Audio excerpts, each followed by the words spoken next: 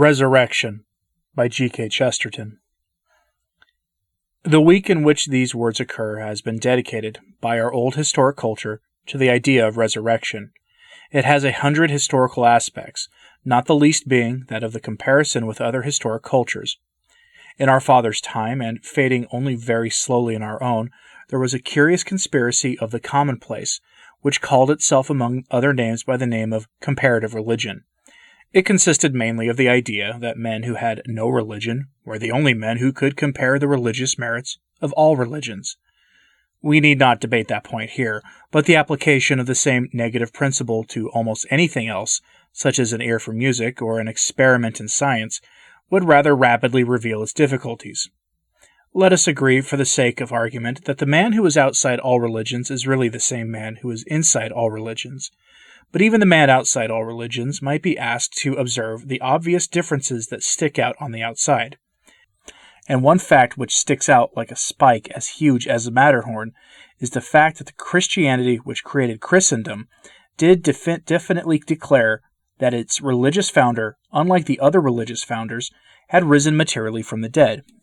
In face of that, which is not a comparison but a contrast, it is idle to say that this or that ideal or ethical maxim may be found in countless scriptures and philosophies. Nobody ever said that Confucius rose from the dead, and nobody would have been more legitimately annoyed at the notion than Confucius. Buddha may have believed that men returned in other forms by way of reincarnation, but he distinctly discouraged them from doing even that, if they could help it. Muhammad may have been caught up to heaven, but he never returned to earth. Muhammad never, for that matter, promised any of the progressive ideals of modern optimism, any more than the physical return of the dead. He never asked men to look for a paradise on earth, though he may have offered them a rather earthly paradise in heaven. Buddha never offered them positive happiness in life, but only rather a negative happiness through the negation of this life.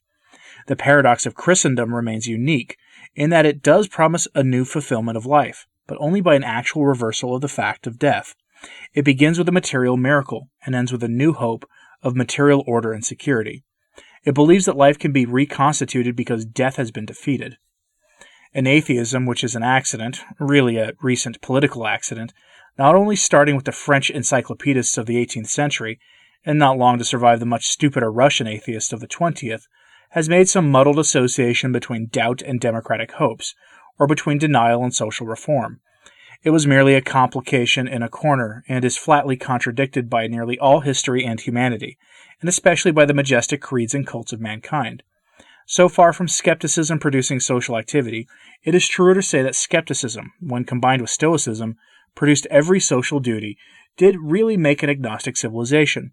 For ages it has been remarkable for its spirit of order, but not even a lunatic would say it was remarkable for its spirit of reform.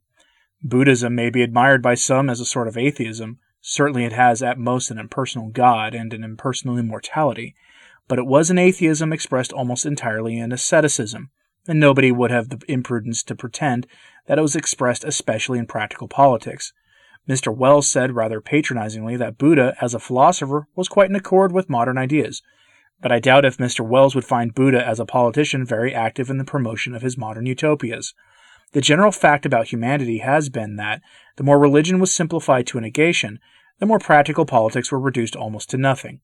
And the place where history has really been full of revolutions has been the place when theology has been stiff with dogmas, above all that standing dogma of the resurrection. In our civilization, cities and realms do really rise again, not merely when they have been defeated, but when they have been dead, not merely when they have been at their weakest or their worst, but when they have ceased to be. Everywhere else, in the normal heathen life of humanity, there is either continuity or else complete disappearance.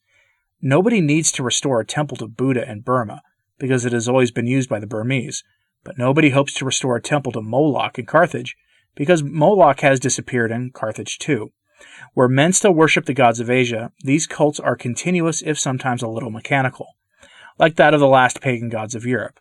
But no people worship the gods of the Assyrians, and it is now impossible to imagine any people wanting to. But in Christendom there is an endless revival of human things, and even of heathen things. We do not believe that there are any lost causes. We do not admit that there are any hopeless loyalties, and we should come back to our religion at last, if its temples were as deserted as Stonehenge. If this splendor of the hopeless hope, sometimes called the forlorn hope, which has made the peculiar chivalry of Christendom, which has given to us alone the true idea of romance, for the real romance was a combination of fidelity to the quest as a task, with perpetual and enormous inequality to the task.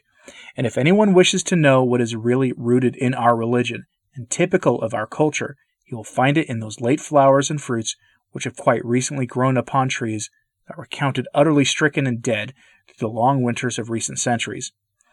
He will see it in a flash if he thinks that for one moment of how short a time separates the Irish Free State from the Irish famine. And when I went to Poland and heard again the national march of the Poles, I told them that through these words I heard words that were old, when all our songs were new, and shall be new when all our songs are old. I am the resurrection and the life.